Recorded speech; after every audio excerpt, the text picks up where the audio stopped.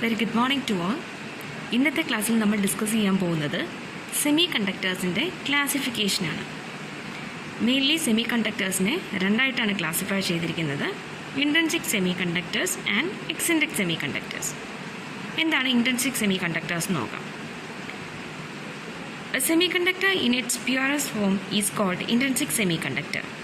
When atoms bond together to form molecules, each atom attempts to acquire 8 electrons in its outermost shell. If the outermost shell of an atom has 8 electrons, then the structure becomes stable. An intrinsic semiconductor such as germanium and silicon has only 4 electrons in the outermost orbit of its atom. So each atom requires 4 more electrons to fill the outermost orbit. This is achieved by sharing 1 electrons from each of the neighboring atom, which forms covalent bond between atoms. The atoms align themselves in a uniform 3-dimensional pattern so that each atom is surrounded by 4 atoms. Such a pattern is called crystal. Figure shows a simplified 2-dimensional representation of crystalline structure of a semiconductor at absolute zero temperature. Each of the valence electrons form covalent bond with the 4 neighboring atoms. A covalent bond consists of 2 electrons, one from each adjacent atoms.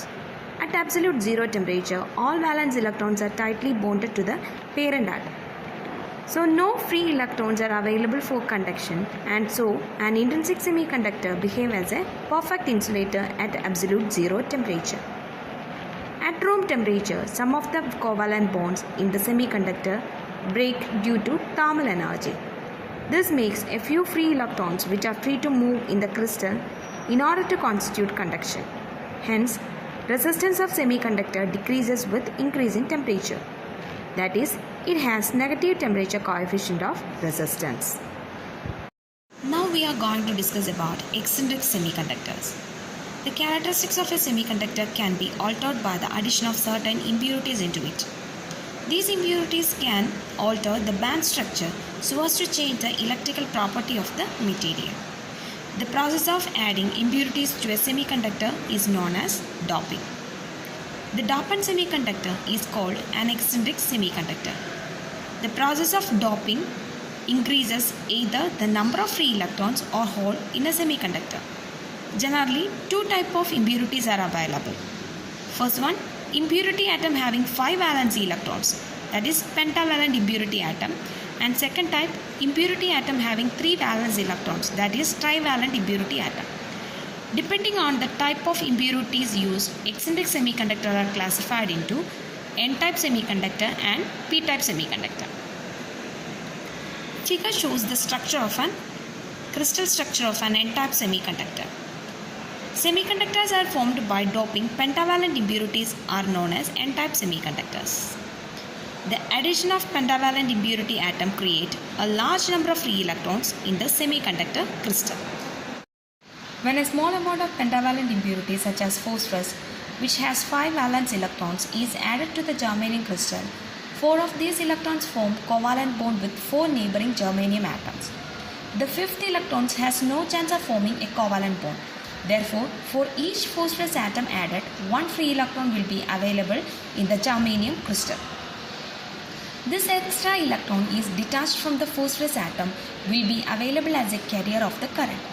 At room temperature, each impurity atom donates 1 electron to the conduction band. Thus, pentavalent impurity is called donor type. These donated electrons are also called excess electrons. After donating electrons, the impurity atom becomes a positively charged ion and is known as donor ions. This ion is bounded by 4 covalent bonds in the crystal lattice and therefore cannot move within the lattice. Therefore, donor ion do not contribute to the conduction of the current in an N-type semiconductor. Hence, current conduction is due to the movement of electron and holes. Electron in an N-type semiconductor are considered as majority carriers and hole as minority carriers. Next one, P-type semiconductor. Semiconductors are formed by doping trivalent impurity atoms are known as P-type semiconductors. The addition of trivalent impurity atom creates a large number of holes in the semiconductor crystal. When a small amount of trivalent impurity such as gallium, which has 3 valence electrons, is added to the germanium crystal, 3 of these electrons form covalent bond with 3 neighboring germanium atoms. However, the fourth covalent bond is incomplete because the gallium atom does not have the fourth electron in its valence orbit. A vacancy which exists in the incomplete covalent bond constitutes a hole. The gallium atom seeks its surrounding atom so as to acquire the fourth electrons to complete the covalent bond. This tendency is so great in an adjacent covalent bond having small additional energy can jump to occupy the vacant position. These electrons can complete covalent bond around gallium atom. After accepting electrons, the impurity atom becomes a negatively charged ion and is known as acceptor ions. This ion is bounded by fourth covalent bond in the crystal lattice and therefore cannot be made to move within the lattice. So, acceptor ions do not contribute to the conduction of current in a p-type semiconductor. Thus, in a p-type semiconductor, current flow is due to the movement of holes and electrons. But major part of the current flow is due to the movement of holes, and therefore, holes in a p-type semiconductor are majority carrier and electrons are the minority carrier. Thank you.